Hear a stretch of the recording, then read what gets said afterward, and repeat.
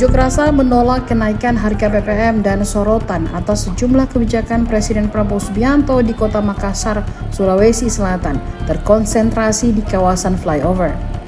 Kawasan flyover atau jalan layang ini berada di perempatan Jalan AP Petarani dan Urip Sumoharjo. Di kawasan itu terdapat kantor DJPB Provinsi Sulawesi Selatan, Pengadilan Tinggi hingga kantor DPRD Sulsel yang terbakar pada demo rusuh 28 Agustus 2025 lalu.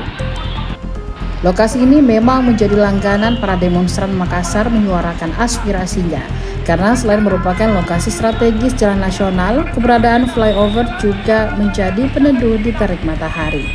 Polisi dan Satlantas Polrestabes Makassar dan Sabara tampak siaga mengawal jalannya aksi.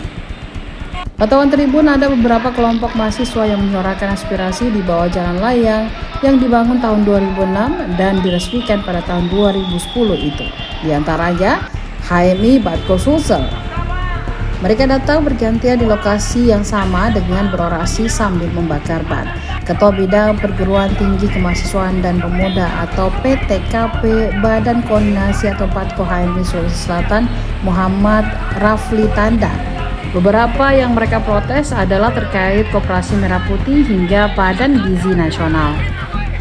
Rafli meminta kedua program unggulan Presiden Prabowo tersebut dievaluasi, terlebih dengan ditangkapnya 3 mantan pemimpin BGN oleh Kejaksaan Agung. Poin tuntutannya? Poinnya adalah menghentikan Koperasi Merah Putih, menghentikan Badan Gizi Nasional, dan usut tuntas pelaku yang ada di Badan Gizi Nasional sampai kepada SPPG, termasuk kepada Korwil, Koordinator Kabupaten, juga masih diperiksa terkait tentang politik yang ada di Badan Gizi Nasional.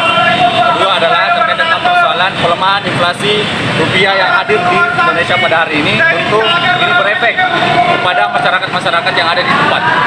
Dan juga pernyataan Bapak Presiden Prabowo sangat menyinggung hati masyarakat itu sendiri, yang dimana bahwasanya Bapak Presiden Prabowo mengatakan bahwa dolar itu tidak ada di daerah ataupun di desa. Tapi pernyataan itu sangat menyinggung karena ini melihat kondisi adanya pelemahan rupiah sehingga berefek kenaikan pangan dan kenaikan BBM juga.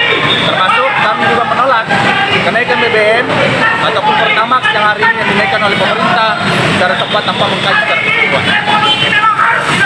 Maka kami dari Badan Koordinasi Pemuda Mahasiswa Islam Selatan dengan tegas evaluasi total pemerintahan Prabowo Gibran.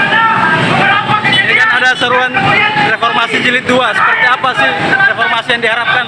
Reformasi jilid 2 ini adalah yang diharapkan adalah bagaimana evaluasi seluruh tekanan pemerintah yang kemudian hadir pada hari ini, dan di mana bahwa ada kesenjangan antara masyarakat dengan pemerintah itu sendiri, bahwa masyarakat pada hari ini tentu mengalami kejanggalan terkait dengan kebijakan yang ada di pemerintahan Prabowo Gibran.